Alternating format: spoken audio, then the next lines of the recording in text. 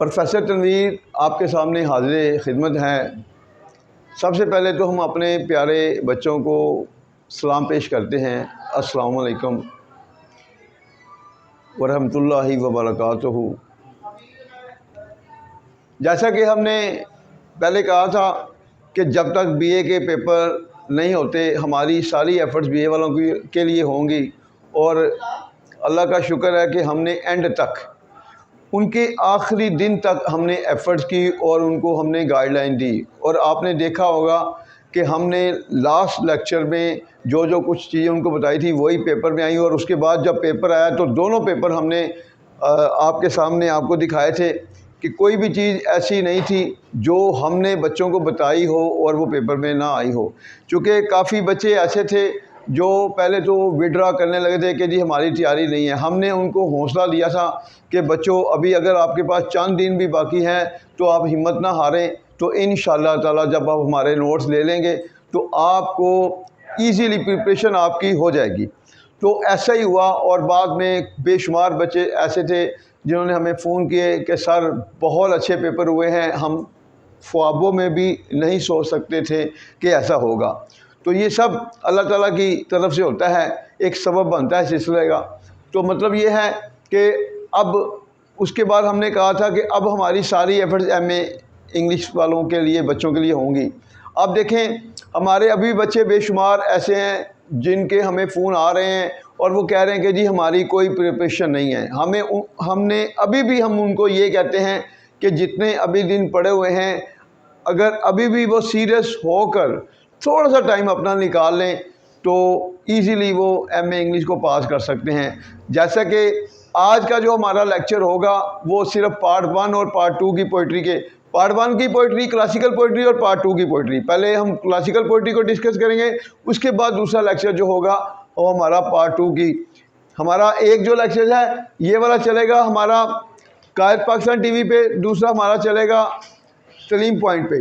तो इसमें देखें, सबसे पहले देखें आप कैसे पास हो सकते हैं। हमारे नोट्स में भी देखें, अगर सबसे पहले क्लासिकल पोइट्री, अगर आप सिर्फ 3 चीज़ों को प्रिपेयर करते हैं, देखें paradise lost by John Milton. Paradise lost का क्वेश्चन जो है, अगर जस्ट इसके 2 क्वेश्चन करते हैं, कौन से 2 क्वेश्चन हैं इसमें? Character of Saturn, who is the hero in paradise lost, Saturn और एनी अदर कैरेक्टर। ये क्वेश्चन भी आ सकता है। सैटर्न के हवाले से कोई भी कैरेक्टर आएगा, कोई भी बात चलेगी क्वेश्चन में, तो इसका आंसर वही होगा, सैटर्न वाला ही। ठीक है। तो इसके बाद जो दूसरा क्वेश्चन चलता है आदम एंड ईव के हवाले से चलता है। सैटर्न जो है बुक 1 का कोई भी क्वेश्चन आता है तो वही जिसमें सैटर्न का कैरेक्टर होता है, और बुक 9 जो है आदम और ईव के हवाले से है।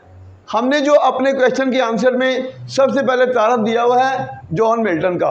तो दोनों क्वेश्चन में कोई भी आता है, सबसे पहले आपने जॉन मिल्टन का तारफ देना, जिस तरह हमने अपने क्वेश्चन के आंसर में दिया हुआ है। तो वो जो तारफ है पहले आपने वो लिखना है, उसके बाद दोनों में से कोई भी क्वेश्चन आते हैं आपने वो आंसर लिख देना है। आपका 25 नंबर का क्वेश्चन क्लियर होगा।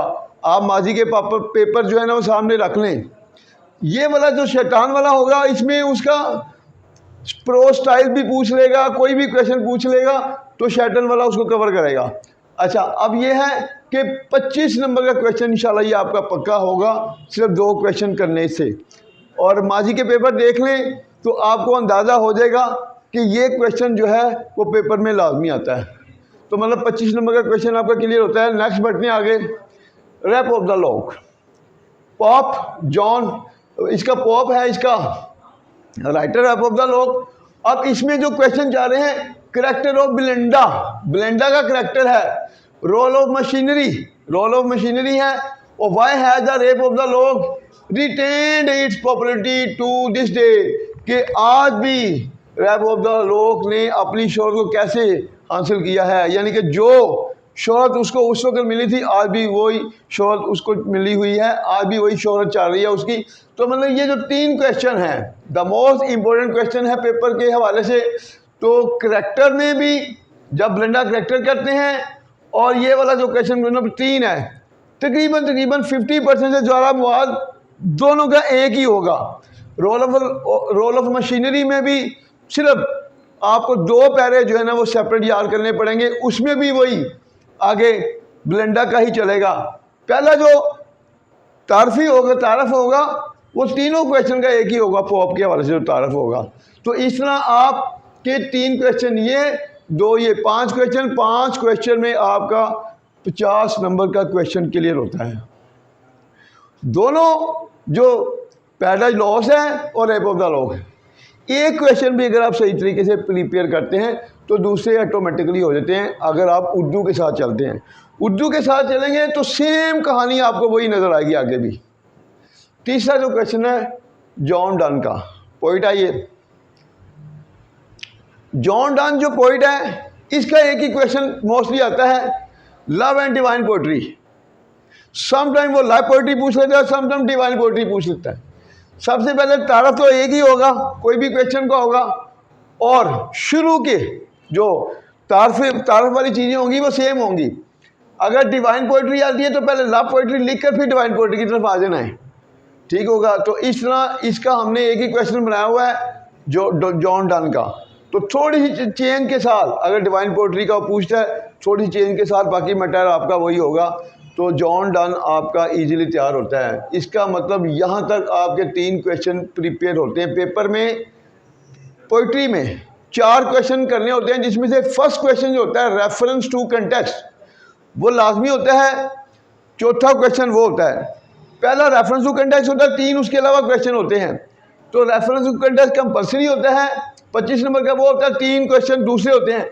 अब वो 3 क्वेश्चन ये हैं। तो इस तरह आपका 75 नंबर का 75 मार्क्स का पेपर जो है वो क्लियर होता है पार्ट 1 में। और ये जो है तीनों जो है paradise lost, rape of the lock और जॉन डन, अगर ईमानदारी से एक दिन पूरा लगा लें तो तीनों पर आप कंट्रोल कर सकते हैं।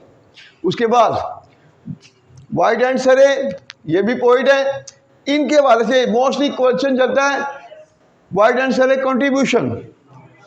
और ये जो है इनकी कुछ पॉइंट हैं, जब हम आपको रेफरेंस टू कंटेक्स्ट के हवाले से कराएंगे तो वाइट के जितने भी पॉइंट हैं उसमें सब में उसने मतलब कंप्लेंट की हुई है अपनी बिलव के ख़िलाफ़। तो उसमें कोई भी पोइम आएगी, हम जो निशानियां बताएंगे तो मैटर सबका एक ही होगा। रेफरेंस टू कंटेक्स्ट में एक ही बना लेंगे हम, ताकि आप यहाँ से कंफ्यूज ना हो। तो हम आपको बता देंगे कि ये पोइम अगर आपको आती है वाइट की तो आपने उसका रेफरेंस टू कंटेक्स्ट कैसे तैयार करना है। सरे जो है इसकी 4 पोइम हैं। एक पोइम जो है इसने लव पे चलाई हुई है, एक इसने जो है वो मतलब हमारे वर्ल्डली जो प्रॉब्लम है उसके हवाले से है, एक इसने वाइट के लाइफ के बारे में बनाई हुई है पोइम, एक उसने अपनी ज़िंदगी के हवाले से कि जिस महल में उसने परवरिश पाई, रॉयल लाइफ गुजारी और उसी में उसको फांसी दे दी गई थी। तो वो जो 4 पोइमें हैं वो इजीली पहचान में आ सकती हैं। तो अगर हम ये भी कर लेंगे तो फिर क्या होगा, रेफरेंस टू कंटेक्स्ट में भी हमें सपोर्ट मिल जाएगी इजीली। तो एक भी 5 रेफरेंस टू कंटेक्स्ट के स्टंजे होंगे जिसमें 3 करने होंगे। तो जॉन डन का इजीली क्लियर होता है। अगर आप थोड़ा सा इसको भी क्लियर कर लेते हैं तो 2 ये हो गए। तो ये पैराडाइज लॉस का कोई भी रेफरेंस टू कंटेक्स्ट आएगा, हमने एक ही बनाया हुआ है, तो आपका इस तरह वो भी क्लियर हो जाएगा। रैप ऑफ द लॉ का भी हमने एक ही बनाया हुआ है रेफरेंस टू कंटेक्स्ट। तो अगर इसमें से भी कोई आएगा तो आप इजीली आपके जो हैं रेफरेंस टू कंटेक्स्ट के क्वेश्चन को इजीली अटैम्प्ट कर सकते हैं।